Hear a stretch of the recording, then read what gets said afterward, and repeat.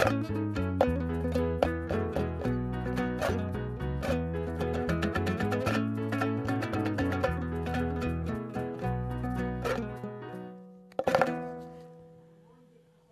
енді ғана қосылған көрермендер болса, таң жарық болсын. Қымбатты көрермен, тікелей эфирде Таң хабар бағдарламасы. Асылзат, енді өзің білесің, бізде көптен күткен қонақ мейманымызда келіп жетті. Ендеше құрмет қошеметпен 85 караттың сүйемелдеуімен мейманымызды шақырайық.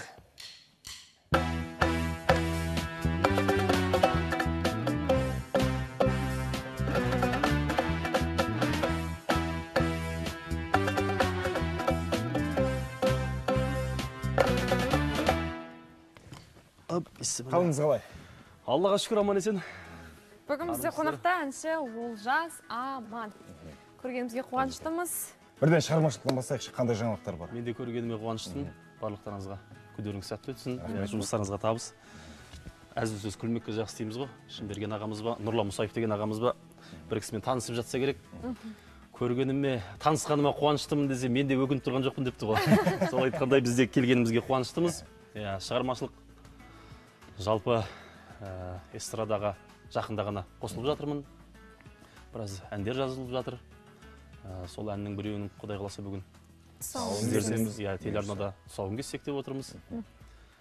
Және алғашқы әніңіздің атауы Аман ба? Аман ба. Неге бұндай атау? Енді кімге арналған ән? Ағайын туыс, дос жаран, құрбы құрдас. Мұхтар Ниязов ақын ағамыз өткенде бір айтып еді. Баяғыда елің аман, жұртың тыныш па деген сөзі жай ғана, мал-жаның аман ба деген сөзі жай ғана сөз тіркесі ретінде қолданатын едік. Қазіргі кезде мал-жаның, ел-жұртың, үй-ішің аман ба дегенді кешегі жағдайлардан кейін елімізде болған Құдай келмеске кетсін. Сондай жағдайлардан кейін үй-ішің аман ба, мал-жаның аман ба деген сөзі де шын жүрекпен сұрайтын болдық деп. Сол айтқандай, сол қаңтардағы оқиғадан кейін шыққан ән, еліміздің амандығын сұраған ән. Ән қандай жанрда? Ән қазақы, ырғақты. Енді қатты да ырғақты емес, енді орташа. Бірақ билеуге болады десеңші? Енді қатты билейтін ән емес. Бұлай айтқанда құдалықтың әні ғой. Енді тойдың ортасында жүрген азамат екен, бірден сөзін саптауына байқауға болады. Бүгінгі тақырыпқа қатысты пікіріңізді білгіміз келеді. Біз өткенге сағыныш жайлы, достарға сағыныш жайлы әңгіме өрбітіп отырмыз. Сіз кімді сағынасыз, қай сәтті ерекше күтесіз, сағынасыз? Енді сағыныш деген жалпы үйде жүрсем даланы сағынам, далада жүрсем үйді сағынам дегендей. Аллаға шүкір, енді сағынатын жандарымыздың барлығы қасымызда. Енді келмеске кеткен күндерді сағынасың ғой, дегенмен де балалық шақты сағынасың, мектептегі кездерді сағынасың.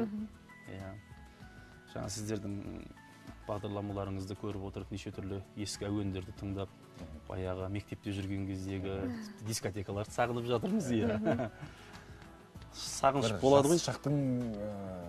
Жастық шақты еске түсіретін бір ойыңызда қалған ерекше ән бар ма осы? Ерекше ән ба? Бұл енді анау ойыма түспей тұрғаны жаңағы терезенің жақтауына деген ән, енді оның бәріміздің бала күнімізді еске түсіретін ән ғой.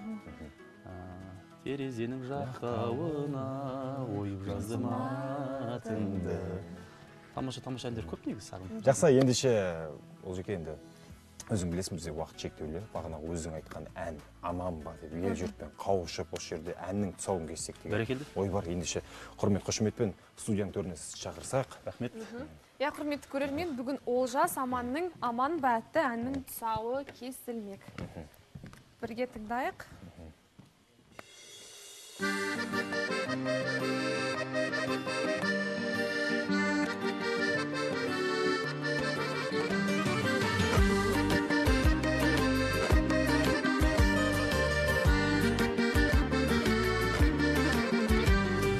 Сыйластық гүлдей бір ашып, бауырмалдыққа ұласып, қарға тамырлы қазағым, тұрайық саулық сұрасып.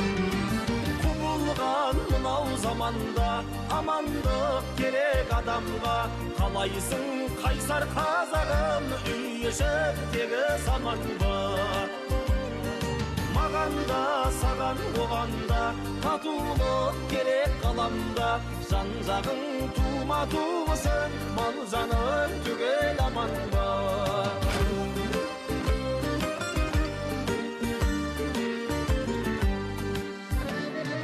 ауырмай әкең анаңда күнімде түсірсе балаңда бәріміз бізбенсіз болып сыйласа білсек жаман ба құбылған мынау заманда амандық керек адамға қалайсың қайсар қазағым үй ішіндегі заман ба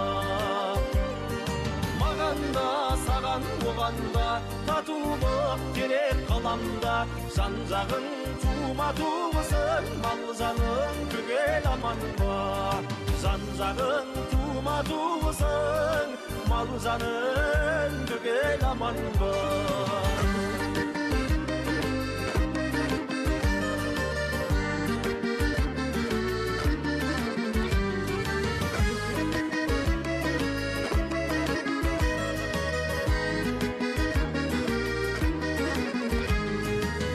күндердің бәрі алда тек думан болсын даламда азаптан көзін ашпаған қазаққа берсін бағалла құбылған мынау заманда амандық керек адамға қалайсың қайсар қазағым үй ішіндегі заман ба